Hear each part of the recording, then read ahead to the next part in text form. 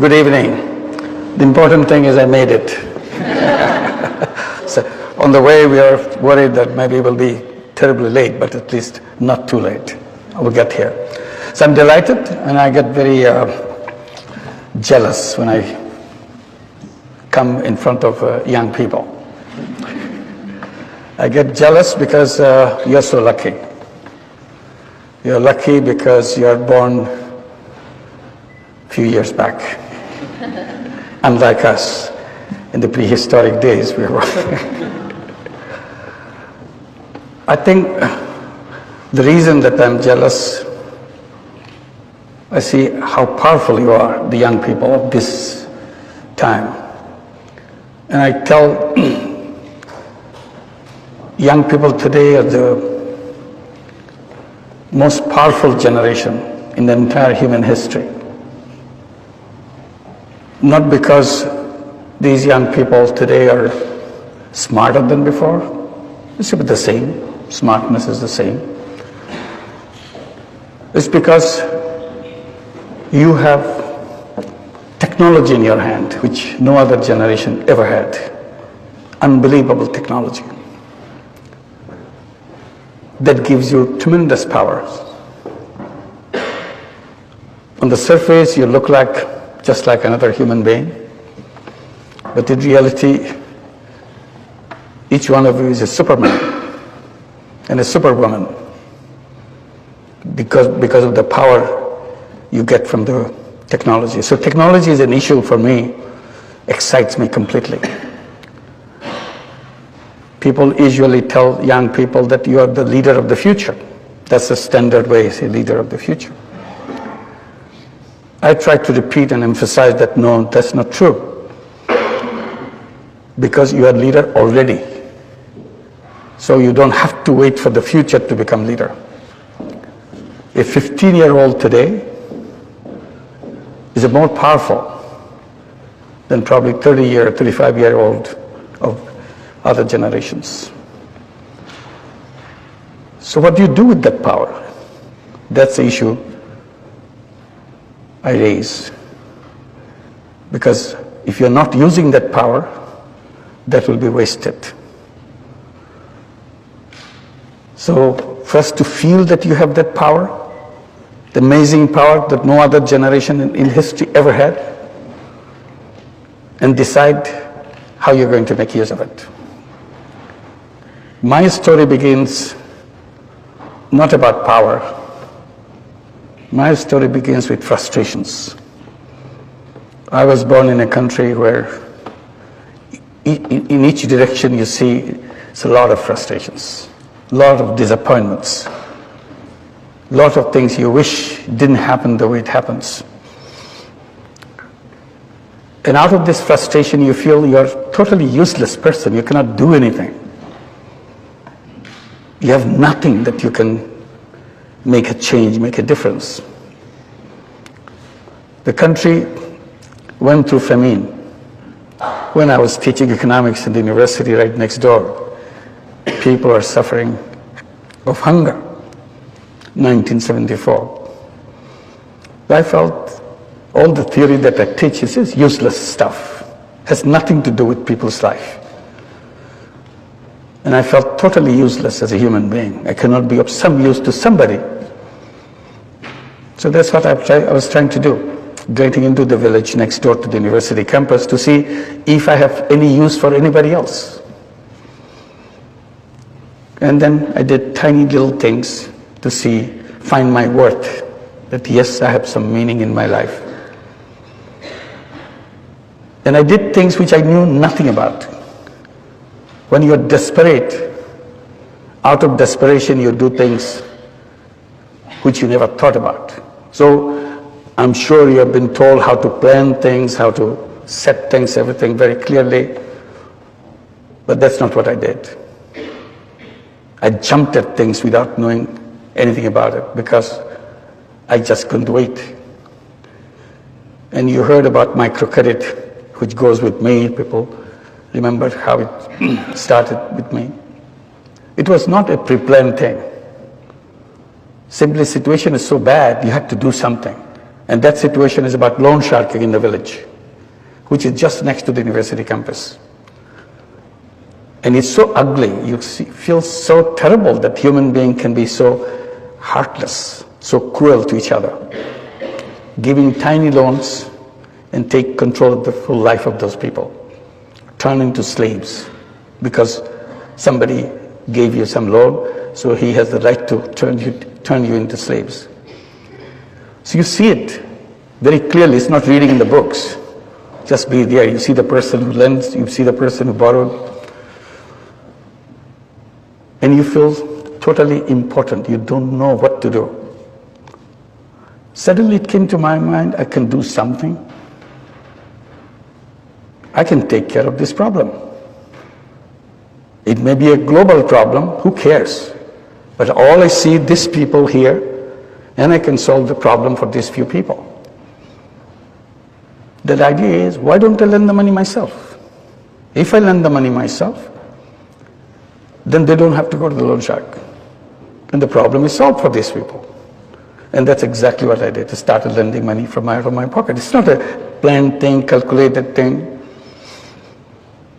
And that's the beginning of the whole story of lending money. Then the battle became with the banks.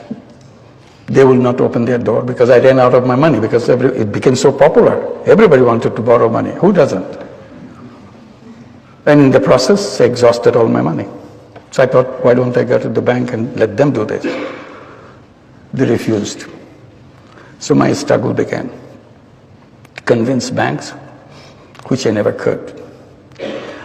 Now it's about 38 years after I first began. I still couldn't convince the bankers.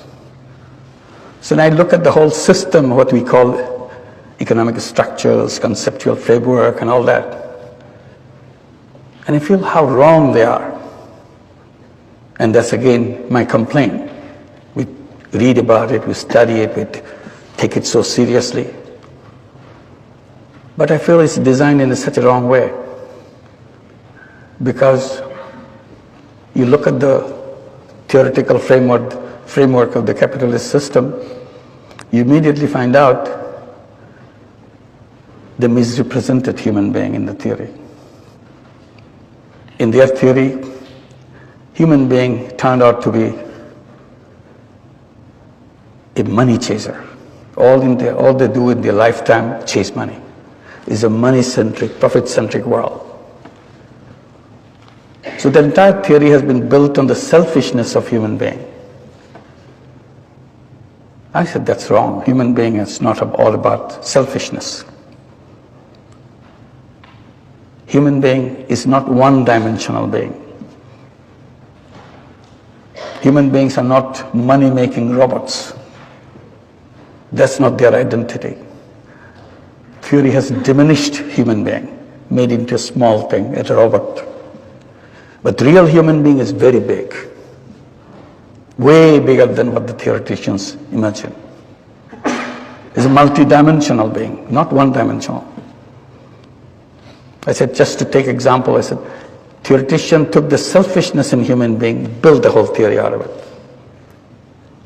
They forgot the same human being is also a selfless human being. That selflessness was never allowed into the structure that they built. So it's left out. So if you want to be selfless, why don't you go and become a philanthropist? I said, no. Philanthropy is a different thing. I'm talking about the business world. Why can't I use the selflessness in the business world? And that's what I did without knowing about it. When I started working with the poor people, particularly poor women, I see so many problems around them. And I jump at doing something about it. Again, knowing nothing about it. So every time I see a problem, I create a business to solve that problem. It became a habit with me, and I created so many businesses. But very different kind of business. People become curious. Why do you do that? It's not a business. I said, yes, it's a business. What do you mean by business? It has to be sustainable. That's what the quality of business is. So whatever I do is sustainable. There's a two-way flow. There are expenses, there are inflow, income, and so on. And I call them social business. That's the story that took turn. One is the microcredit part, and another is the social business part. And I created a lot of those social businesses. Then something happened when we are trying to get all the young people from Grameen families. We have 8.5 million families in Grameen, all poor families. We gave them all the encouragement to go to school because their parents are absolutely literate, all of them. We said illiteracy stops with their parents' generation. Second generation coming out of the Grameen families must be literate. We did everything possible to make sure it happens, and it happened. We sent them to school. We gave them scholarships. We gave them all kinds of encouragement, and then started giving education loans so that they can go to the higher education. As they start coming back from schools with higher education, they get very frustrated. Where's my job? There's no job in Bangladesh. Very difficult for a poor young man or a young woman to find a job. In the beginning, I have no answer to that question, where is my job? Then, I turned the question into another question. The moment say, we don't have jobs, what do we do? And I said, who said you have to have a job? Did your school tell you that you have to have a job? Did your teacher tell you? Did your textbook tell you that you have to have a job? How did this idea of job got into your head? They get very puzzled. Aren't you supposed to have a job? I said, you are young people of this generation. You're lucky young people. Job is an old-fashioned idea. People who didn't know anything, they thought about the jobs. The real human beings don't run after jobs because it's an artificial thing. Job is an artificial thing. Real human being is a go-getter. Real human being is an entrepreneur. It's in the DNA, it's in the blood. But somehow theory pushed them into wrong direction, seek jobs. I said, you change your mind. Tell yourself again and again, every time you get a chance, I'm not a job seeker, I'm a job creator. And be a job creator. Think like a job creator. Behave like a job creator. As a job seeker, you become small. You are at the mercy of somebody else. As a job giver, you are at the top. Why should you have a job? To start your life as a creative human being, full of energy, full of capacity. Start at the very bottom. Nobody gives you a job at the top. They give you at the bottom, no matter what it is. So all this energy, all this creative power is squeezed into tiny little thing to find a little job. Do the routine things. That's not the destiny of a young man, young woman. Young man and young woman should start at the top and use all the creative capacity and change the world. They get very puzzled. I don't have a job, he's making joke with me. So I said, it's not a problem. Look at your mother. 20 years back, 25 years back, even 30 years back, she took a loan from Grameen Bank, $30, $25. She was shaking like this. Couldn't believe that anybody could trust her with such an enormous amount of money. That's her life. She dared to take this money in her hand and start a business, raising chicken, raising vegetables, sewing clothes, whatever. That's what the 8.5 million women do in Grameen Bank and all the microcredit elsewhere. I said, what good is your education if you're not braver than your illiterate mother? She did it. Along the way you were born, she sent you to school, and you have all this education, and she's been doing it all the time in front of your eyes. You never noticed it. And you're going around to find a job somebody give you to do some minor thing. Is it befitting to you? So that is working. So what we did, we created a social business fund in Bangladesh. Tell every young person within Grameen families, come up with a business idea, anything. Even if you don't have an idea, look at your mother, what she's doing. Take that idea, build it into 10 times, 50 times bigger. Because you have education, you have connections which your mother never had. She never left her village in her life. You have seen the world. And once you have the business idea, bring it to us. We become investor and partner with you, every one of you. So now the young people are coming, business proposals after business proposals. We call them new entrepreneurs. They build their own community, help each other. So again, why unemployment? Because it's our thought, not because of our ability. We are able people. An unemployed young person, think about an unemployed young person.